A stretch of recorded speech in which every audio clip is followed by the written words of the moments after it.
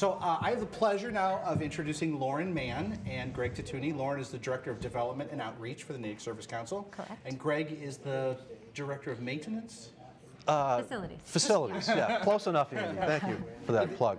The actual title is? Executive Director. Executive Director of the That Native is Service correct. Council. Yeah. Well, welcome to your own telethon. Thank you. I hope we can do a lot of good work for you guys tonight. And thank you for joining us this year. You've done a tremendous job, and we really appreciate your support. You're a poor liar, but I appreciate the attempt. Thank you. Thank you very much. Right. So, when I think about the challenges of doing development and outreach for the Native Service Council, it seems to me that you could spend your energies every day trying to think of new ways to increase development and awareness. What's your, obviously we're doing a lot of awareness and development tonight, but how long have you been at the Service Council? And tell us a little bit about your background in development. Sure.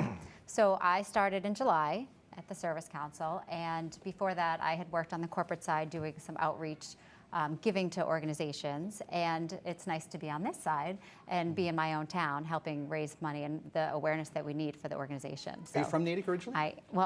I live in Natick now. I'm from Framingham originally. Oh, wonderful. Greg likes to tease me about that. Yeah. That's okay. It's unusual to have Greg teasing you. Yeah. What would you say are some of your some of this year's initiatives in terms of fundraising, development, outreach? What are some of the goals that you're working on currently? Right. Well, this event is obviously a big one. So we've been working on this for several months, but big initiatives and focusing on really raising awareness, having people understand really all that we do. I know when I told some of my friends that I was going to be working here, a lot of them said, what is that? Is that part of the town? Are they affiliated with, the Natick Parks and Rec? People didn't really understand that it was, an organization that's privately funded. We're not funded by the town or government. So all the fundraising and, work we do is through, private companies and private donations from residents. What would you say the mix is between, say, private individual donations versus, say, corporate donations and corporate sponsorship? What would you say the percentage mix is? Sure. Well, the events are really where the corporate sponsors come in. Greg, can you speak to that it's a pretty good mix. The town of Natick has supported the Service Council for 50+ years, and again, it's grew as a grassroots organization, and we've grown to serve about 1,500 Natick residents, and everything, as Lauren mentioned, is raised locally. We're completely separate from the town, and I would say, we get support from the corporate community. Local benefactors are very generous to the organization. Local foundations, Metro West Health Foundation, Foundation for Metro West, Middlesex Savings Bank Charitable Foundation, Mutual One, I can go on and on. But the support is really tremendous. But I think when you look at the town of Natick, everybody thinks it's an affluent community, and it is, but there's also pockets of poverty in Natick. Especially the elderly that are on fixed income, people with disabilities that really can't make ends meet, and that's where we really step in to help. With food, we're known as a food pantry, but we do a lot more. We provide housing assistance, financial assistance for housing, home heating, fuel, utilities. Some newer programs that we have are the Heart Healthy Food Pantry. The BRAC Career Development Center will help people get job ready and marketable and back into the job market for gainful employment. We recently started a substance abuse diversion program with the Natick Police Department, the Natick Public Schools. So we're really growing to meet the needs of the community. We're not just a food pantry anymore. We're more of we take more of a holistic approach. Well, I was curious about that. Obviously we went through this great recession in 08, 09, and it feels like while our economy's coming out of that, I was curious if you feel that the need seems to be expanding in terms of the requests that you get and the services that you need to provide. It feels like it's almost as great as ever. It goes up every year. Unfortunately, like you mentioned, the recession of a couple of years ago, it's still affecting a lot of people. It's gone from, the lower income folks to the middle class folks who have depleted their incomes and their savings, and they're in a position now where they can't afford their mortgage, they can't afford heat for their homes. And again, that's really where we step in, and the community steps up to support our efforts. It seems, Lauren, that the more people know about it, the easier it is for them to support it. So it's sort of like if they're familiar with the things that the Native Service Council does, then it's almost a natural to either donate as a contribution once a year as an individual, or maybe stop by and drop off food donations as well.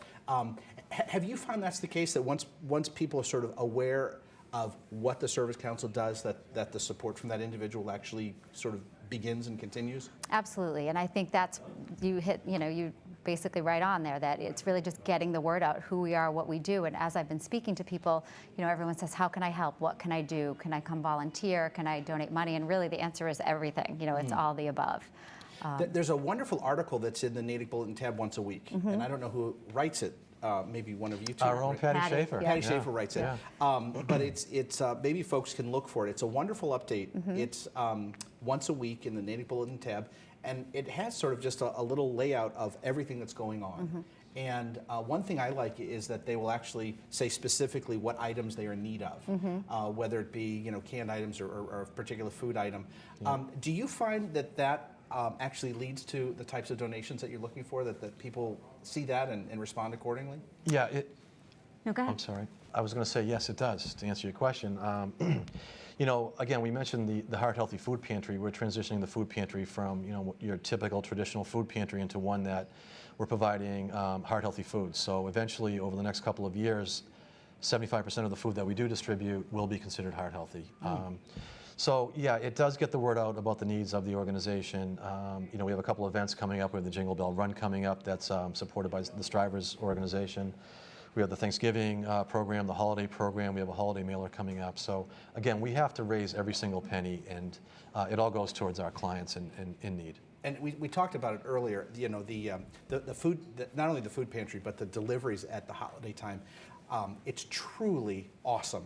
The work that goes into and the meals that are provided for people. Yeah, and I just want to say we're a small staff. We're a staff of about, full-time equivalent, about 6.5 people. So we rely on over 150 volunteers in the community to come in and day out to help support the operations. And we could not serve the clients that we do without their support. So they're critical. That's really impressive. And they're really, it is. And they're the best people you want to meet. It's the best part about our job is meeting the volunteers, meeting all the stakeholders that genuinely care about the community and our neighbors. So. It amazed me when I started how many people volunteer and are there every week and just coming in, dropping things off. We have a volunteer who this weekend is holding a thrift sale at the library, so I have to give a quick plug to that. Oh yeah, Meryl. Meryl, who is going to be, basically she takes the donations we get that are really high-end stuff and she sells it, and all the proceeds come to us. So it's this Saturday, I believe it's the first, from 10 to 2 at the Natick Public Library. So Wonderful. Great stuff. Yeah. This is a town that is absolutely inundated with wonderful volunteers, and it makes so many things possible. We are going to show a video now about the Brack Center, which you said is a developmental, a career development center, which is a relatively new service that the Service Council provides. So we'll take a look at that. Thank you both for coming in and all your hard work. Thank you. You. Appreciate it. Thank you very much.